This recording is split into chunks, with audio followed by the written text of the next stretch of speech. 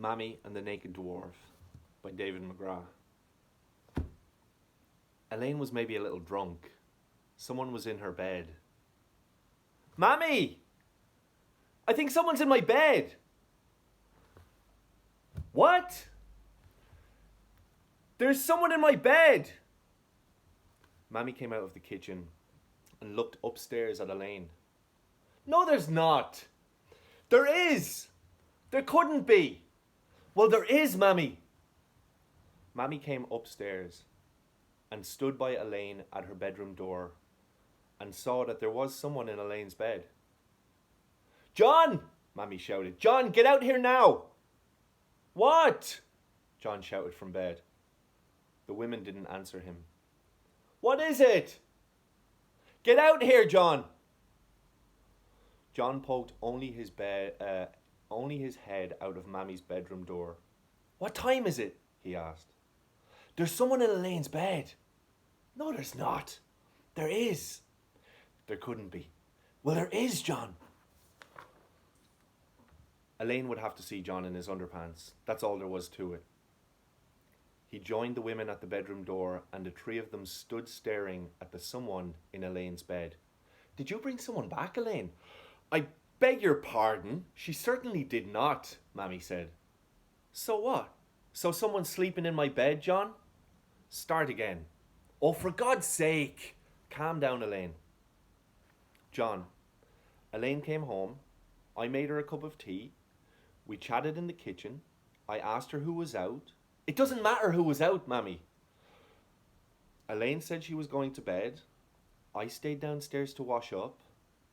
Elaine called down to me that there was someone in her bed. I came upstairs. There was someone in her bed. What time is it? It's 3 o'clock in the morning, John. So honestly now, come on, honestly, that person in that bed has nothing to do with Elaine? No, Mammy said. That's what we're trying to tell you.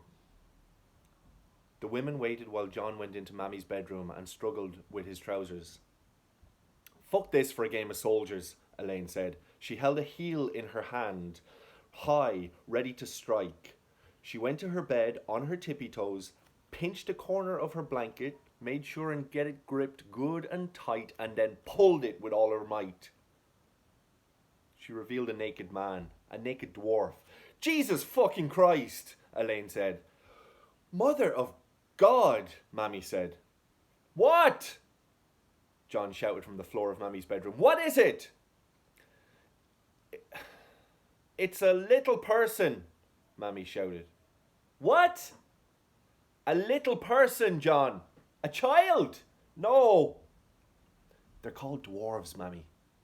Ah, stop that, Elaine. That's what they're called. Dwarves. Yeah. John came into Elaine's bedroom, trousered up, chest punched out, ready for action. He stood beside the women. There was a dwarf in Elaine's bed, and he was naked. Where's his clothes?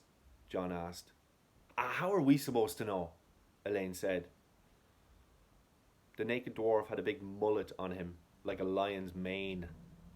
His buttocks were bountiful. He had a rash. I know him, Elaine said. Elaine, Mammy said. I knew it, John said. I knew it. For God's sake, John, would you stop? I don't know him. I saw him tonight in Matt the Miller's. He was handcuffed to a lad. Handcuffed to a lad. Yeah, to a stag. Why was he handcuffed to a stag, Elaine? Mammy asked. It's what the stag parties are doing now, Mammy. They hire dwarves and handcuff them to the stag. What's the point in that? John asked. Good crack, Elaine said. Good crack, my arse. Lads handcuffing dwarves to themselves. Why do they handcuff dwarves to themselves, Elaine? For God's sake, I don't know, Elaine said. It's funny seeing the stag having to go to the toilet with the dwarf handcuffed to him. The dwarf shakes him when he's going for a piss, apparently. It gets everywhere. I don't think that's very funny, Mammy said. I don't think that's very funny at all, John said. The naked dwarf turned over in bed and the three of them got a full frontal view. Balls and arsehole and the whole shebang. Holy Mary, Mother of God, Mammy said. They're less graphic views in the windows of Kennedy's Butchers. It's nothing you haven't seen before, Mammy, Elaine said, sniggering. Put the blanket over him, Mammy said. Elaine threw the blanket to John, who said fine, he'd put the blanket over him. It's not like he was afraid. John flapped the blanket into the air and let it fall faintly on the naked dwarf. He'll smother like that, John, Mammy said. John pulled the blanket down off the naked dwarf's face and to his neckline. Now, John said, he won't smother like that. Where the fuck do I sleep? Elaine asked. Elaine, Mammy said, with that language. No, seriously, Elaine said. Is he actually sleeping here? We're not calling the cops or anything. Isn't he drunk, Elaine? Were they giving him drinks? They were. Yeah, they were. The poor little devil. So I just sleep on the floor, do I? Come on, Mammy said. I'll get the bed in Jenny's room made up for you. Elaine and Mammy left John alone with the naked dwarf, and John, somehow wanting to manage the situation, shook him a little bit. Oi, John said. Lucky McSpud, are you awake? The naked dwarf came to just below the surface of comatose, opened an eye and quickly got the gist of John. Fuck off. The little bollocks. What? Mammy called out from the spare room. He's after telling me to fuck off in here. Leave him alone. Come out of there now. Let him sleep.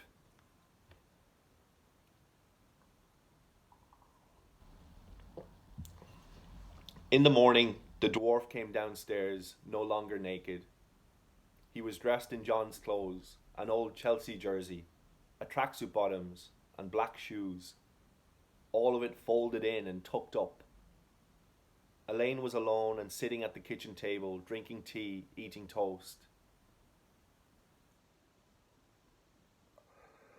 I don't remember anything, the dwarf said. Which way is out? You can have a cup of tea if you want. You have anything stronger? The dwarf said, trying to sound like he was Keith Richards. Like what? Drink? Yeah. Mammy has Jameson in the press she uses for hot whiskies there if you want. The dwarf went and got the whiskey. He sat back up at the kitchen table, unscrewed the cap and took a great big gulp of it.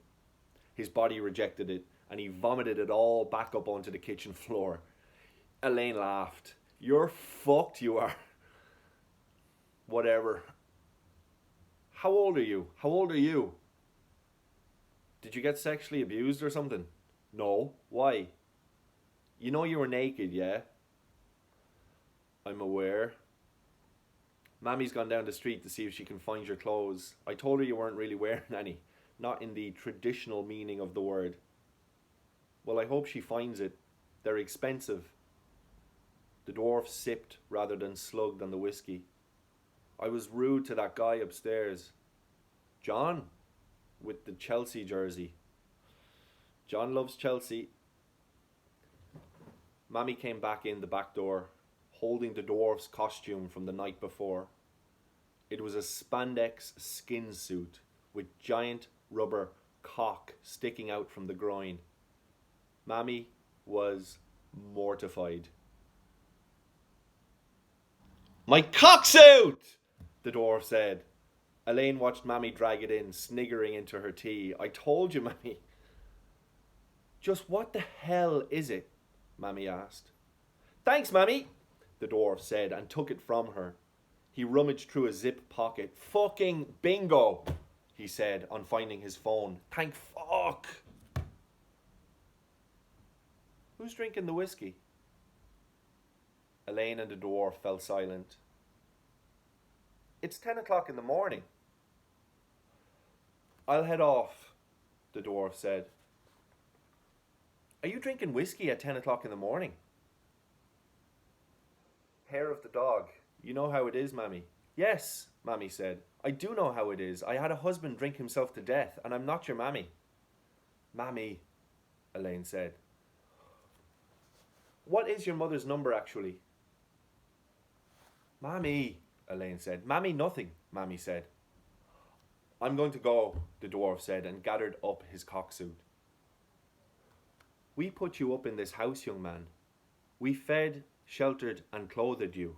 We did not call the police, and in return, I want your mother's number right now. Are you fucking serious? The dwarf asked. I'm 23 years old. Yes, I am serious, and I don't care if you're 123 years old. My mother lives in Germany. They have phones in Germany the last time I checked. For fuck's sake, the dwarf said. You can F and blind all you want, mister. I want your mother's phone number now. The dwarf handed his mother's phone number over to Mammy. What's her name? Matilda. And what's your name? Matthew. Someone said hello on the other end of the phone. Hello, is this Matilda? Matilda, my name is Bridget Doyle. I'm calling from Kilkenny in Ireland. I have Matthew with me. Now he's fine, but he was drunk last night here in Kilkenny and he was handcuffed to a stag. A stag. For money, I suppose. Were you doing it for money? Yeah, Matthew said. Yes, Matilda, they were paying him. And having wandered out from Matt the Miller's, it's a pub down here in Kilkenny, he broke into our home and ended up in my daughter's bed. We let him sleep here, Matilda, and like I said, he's fine. But I'm worried about the course of action his life is taking. He's here beside me, drinking whiskey at 10 in the morning and eyeballing me furiously. Matthew stopped eyeballing Mammy furiously. You don't have to tell me about it, Matilda. Didn't I have a husband die from it? I know. Elaine looked at Matthew, and Matthew looked back. It's some suit with a big Mickey sticking out of it. But he wasn't actually wearing it when we found him in the bed. No. He's nude, completely nude. He'd taken it off out on the street, I think. Elaine looked at Matthew. You have a rash, by the way. It's the suit, Matthew said. Well, he's here if you want to talk to him. Okay, no problem, Matilda. And look, I'm sorry if you're upset, but it's just... I would like to know if it was my child wandering the streets drunk and breaking into people's homes nude. And I hope that he sees that he's loved and needed and starts to act with dignity for his own sake and for his own well-being. And that he seeks help with the drink, because it's near impossible to do it alone. Like I said, I seen a man try and fail. Mammy wound it up.